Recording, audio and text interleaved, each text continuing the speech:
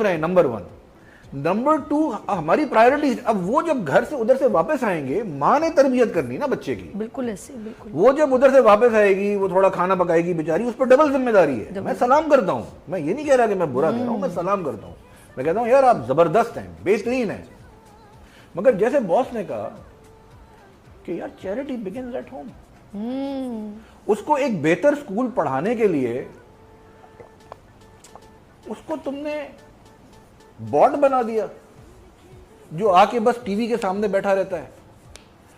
इतना सा बच्चा बिल्कुल ऐसे ही सर, ऐसे देख रहा होता है टीवी, और वो इतना खूबसूरत टीवी लगाया है, उसमें क्या कलर्स हैं, ब्यूटीफुल।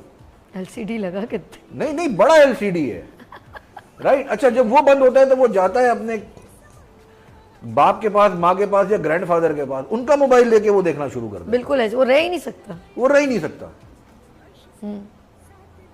अब मुझे ये बताइए कि ये क्या करेगी आने वाली जनरेशन? ये तो क्या करेगी? ये क्या पाकिस्तान मुल्क के लिए क्या करेगी? हमने क्या किया? हमने अपने बेटों और बेटियों, बेटे का तो फर्ज है, अल्लाह ताला ने, देखें मैंने आपसे एक बात कहा था, समझते नहीं है कुरान मजीद को, समझते नहीं। इंसान मर्द बनाया है अपने काम के लिए, बेशक। औरत बनाई है अपने काम के लिए, बिल्कुल। मर्द से औरतों के काम लोगे, औरतों से मर्द के काम लोगे, तो काम कैसे चलेगा भाई? इसको और डिटेल में बात करते हैं जरा सा, बहुत अदब से की है बात, मैंने बहुत अदब से की है। बिल्कुल, इसके ऊपर गुफ्तगू कंटिन्यू करते हैं, लेते हैं यहाँ पर एक शॉर्ट ब्रेक और मिलते हैं ब्रेक के बाद। देखते रहिए मॉर्निंग शो ओनली फॉर सभी के साथ।